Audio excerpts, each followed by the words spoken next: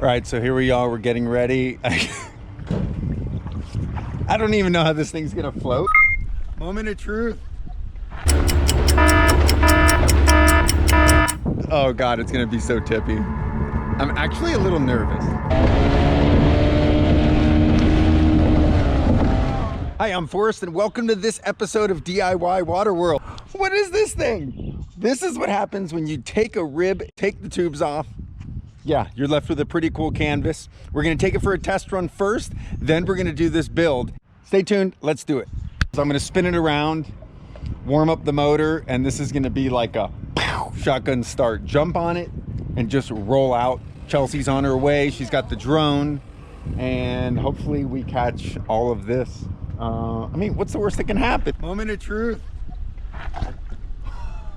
Oh God. Oh shit.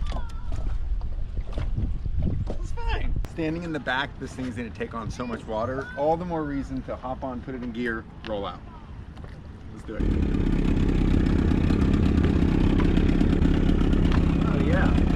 Wonderful.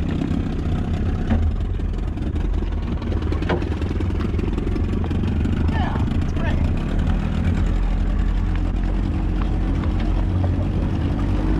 Oh God. Not so great.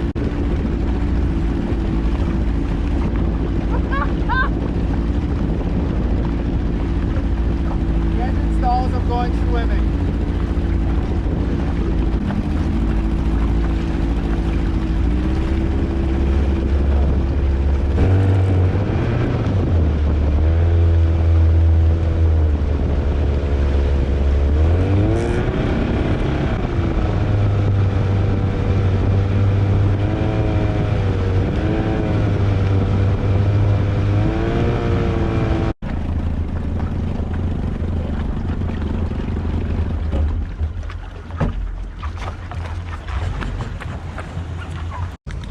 All right, so just got back. That was super sketchy. I'm gonna show you guys the hole that I have taped up in back, but the motor's sitting too high. I'm gonna take the boat out, run and trim the transom, and come back for another test run. Here we go. All right, so I'm gonna take off probably about 3 inches, even though you'll read a bunch that the cavitation plate right here should be level with the bottom of your transom. I like to come up about 1 inch.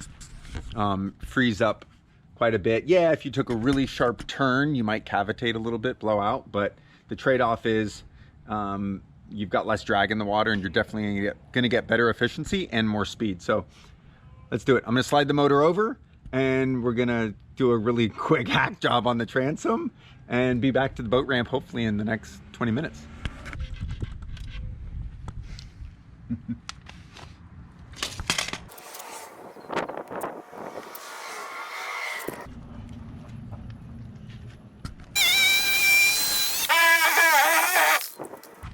Short transom.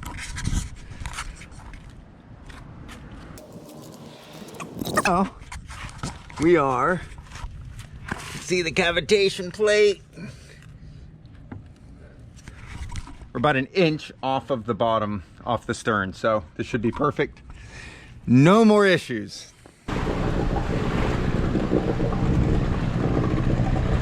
Here we go, round 2.